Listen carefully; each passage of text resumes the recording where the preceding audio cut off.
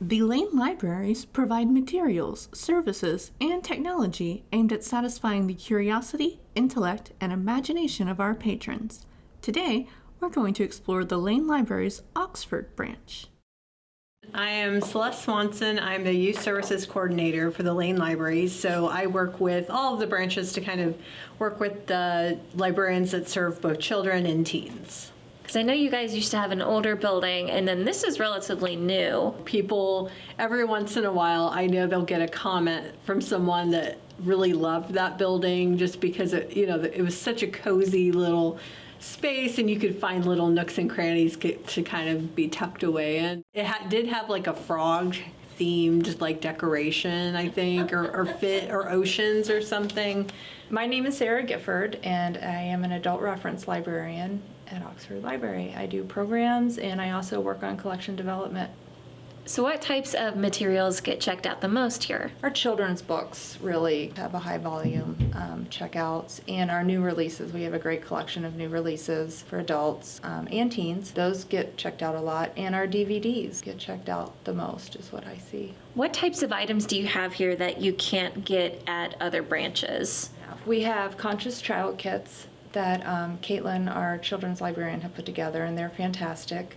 We have once COVID is settled down, we can start again with our sewing machine lending, and we have instrument lending, and those are mostly stringed instruments like a banjo, guitar, ukulele, and they have children's sizes as well. Can people actually take home a sewing machine, or does that have to be like in library use? No, they can take the sewing machine home, and there is a kit that a list of everything that goes in with the bag that you take home with you, and then as you return it, it is reviewed and made sure everything is back in the bag. We have a few folks who are fluent in sewing machines. I am not one of them, but we do have some who could help if someone had, but typically the folks know what they're doing with them when they have them. The instruments as well, we have some folks who would be better than others at helping others with the instruments. We do have them tuned each time before they go out and checked over, and we have our online resource for music. ArtistWorks is a free database that offers access from beginning to advanced lessons for instruments, voice, and physical art. You can take an unlimited number of courses. ArtistWorks may add new courses as time goes on, so check often and see what's new. What is one thing that you want your patrons to know? I want folks to know, patrons that, or even people who aren't patrons yet, to come in because we have some fantastic programming. And it's just a beautiful place to just be and still and quiet if you want to and study, or it's a great place for community if you want to come here with groups and experience it. What is your favorite part of your job? I like the diversity of what I do. Some days I'm working in the stacks and working with books and collection development. Other times I'm just talking with patrons and getting to know them as well, or even programming. I love programming. I love planning them and working with other groups around the area and getting to know people, and also, for the community when they come in and participate in the programs. One thing I miss about being a children's librarian is just getting to see families and talk to kids. My role now is more of an admin position, so I'm in my office a lot. So, I try to find opportunities to get out to the branches. But yeah, just getting to interact with families, helping them, find books, and it's so awesome when you suggest a book to a child and they come back and, they tell you that they love the book or they want other books like that. So that's something that I really love. What are some really cool features about this library that you really like? I think that's the gem of our library, are the architectural features as far as the art, I would say. In the main area upstairs where we have the murals from Western Campus, sometimes people don't even look up and see those, and then there's a big skylight, and that's beautiful. Even the stairwells with the strips of paper that were placed inside the glass, they had that done in Utah, I believe, from paper of materials that we had to weed and couldn't bring over with us to the new location. Oh, and I can't forget the globe. because the Globe used to be in Scheidler Hall in Miami, and as you're coming past the horse stables up 73, you would see that in Scheidler Hall coming onto campus. And it was bright and lit, and it was really cool. And so now it's up in our Havagers meeting room, and there are windows all around it, and at night it's lit up, and you can see it from the street, and it's pretty cool. What is the best kept secret about your branch? I think the art and the building itself, the artwork, and just some of the touches that have been done in the patio outside with the bricks and people's names. It's fun to look through. The artwork here in the teen zone, that was done by local teens, and some of the Miami history that's brought in. I also think just the talent and the helpfulness of our staff is another one, because the people inside is what really makes it special, I think. Ooh, good question. Probably my favorite spot in the library is, and hopefully we'll be able to get all the toys out soon, is just, the toy area in the children's area. It's just so much fun to see kids who don't know each other coming together, and they're like making recipes and just really having so much fun. I mean, you almost feel like you're at the Children's Museum. It's just a really fun experience. So I just love watching the kids interact in that space. What is your favorite spot in the library?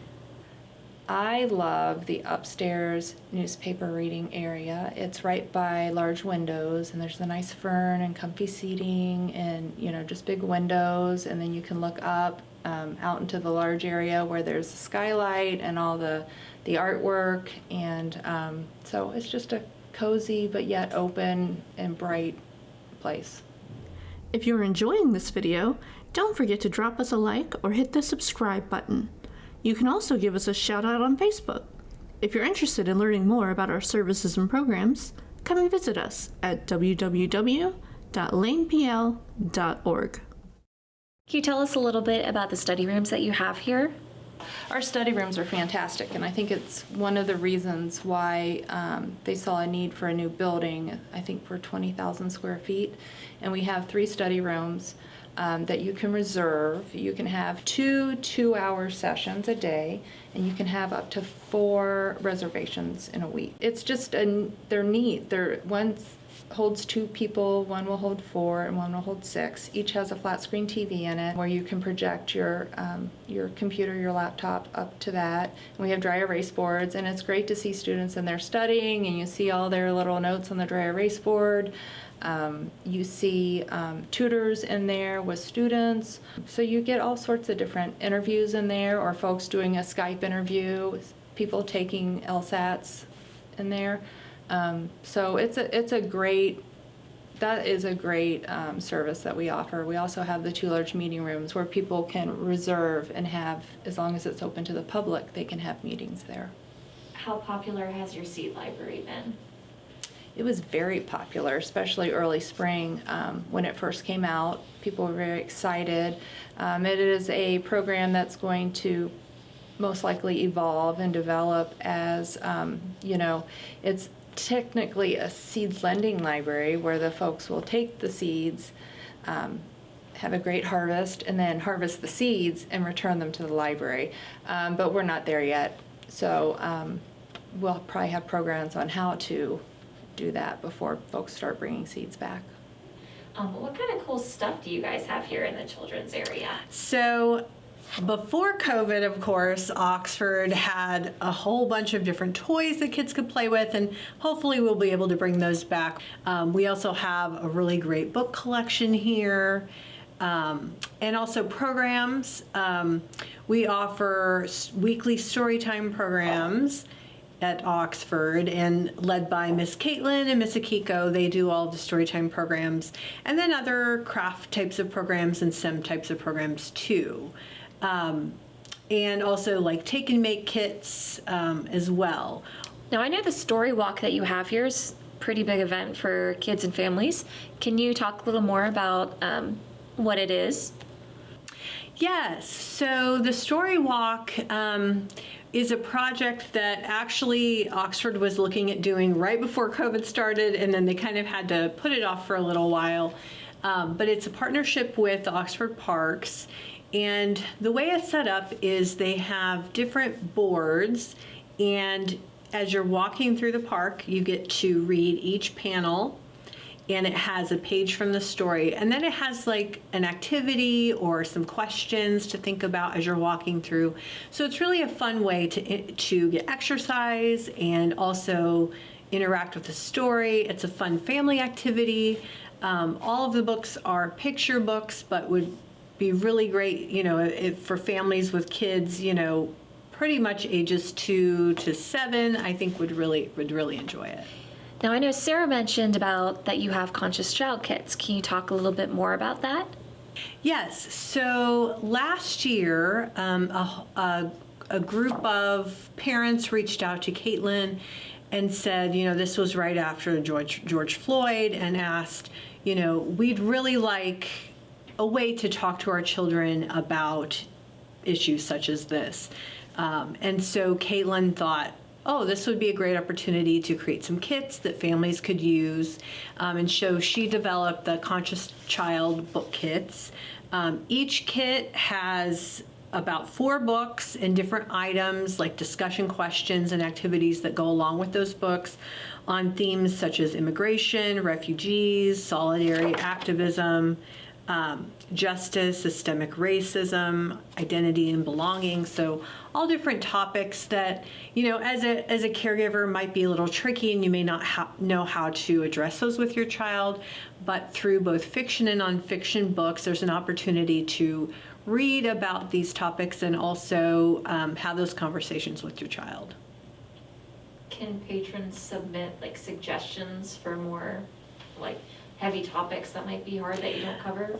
Yes. So Caitlin is currently working on creating some new kits, and we've already received some different suggestions from people. So, if there are additional suggestions that people have, you can always reach out to Caitlin, and she can look at adding that. One of the kits that we're looking at adding has to do with, different abilities, children who have ADHD or might be in a wheelchair, and books like that. So the kits, are they all at all the 3 main branches right now, or just Oxford? All of the kits are housed at Oxford, but you can put them on hold and we can send them to other locations. But if you just want to browse and see what the kits are, you can stop by Oxford and look at those. Yeah, so what activities are coming up for kids? Yes, so this is, although Oxford's done a winter reading bingo for a few years, this is the second year that we'll be doing it for the entire library system. So winter reading bingo, you pick up your bingo card from the library, and you can also print it from our website. And it has 24 bingo squares plus a free space, and you just complete those activities. Once you've completed the activities, you bring your bingo card in for a chance to win a prize. We will give away a prize every month, so we'll have a different bingo card each month, and make sure, for the December bingo card, you have to turn it in by the end of the month, and then we'll do the drawing at the end of the month, and then you can pick up your next card. So that will go through December, January, and February. So we'll have a different card for each month. And so we hope you'll participate in that. We're going to be giving away gift cards and gift baskets, and so we have some really awesome prizes for that. What kind of events do you have coming up, maybe in later fall or winter, that you're excited about? I have one in January called I'm Dead, Now What? We used a title of a book that we have in our library, and we're going to raffle off 3 copies to folks. And a local attorney in town, there's someone else we've partnered with, is going to teach the class the basics of why you want wills and, everything, the legal things. But then this book, I'm Dead, Now What, goes into other items, and I'm going to cover those items, like your social media account information, and maybe where your bank accounts are located, retirements, passwords, login information, and things to make sure to do. What is one thing that you want your patrons to know? A lot of people think of the library as just a place for books, but it's really more than that. And, we want to be a space where, we do provide books, but we also have ebooks, we have audiobooks. For young children, we have Wonder Books, which are picture books that have a player attached to it, so it will read the book to you. We also have a lot of books online, but we also have things like movies, things you wouldn't necessarily think of. We're also just a space if you need to come make copies or use the printer, you can do that. We do have a color printer that patrons can use. Also, the library is just a space, if you just have 30 minutes to kill and you just need a place to sit for a little bit, you can do that. For the most part, if you want to just sit and read, or if you have a laptop and you just need internet access, you can bring your laptop and do that. We're a community space and we're open to everyone in the community. If you would like to learn more about any Lane Library's locations, come and visit us. We would be happy to see you.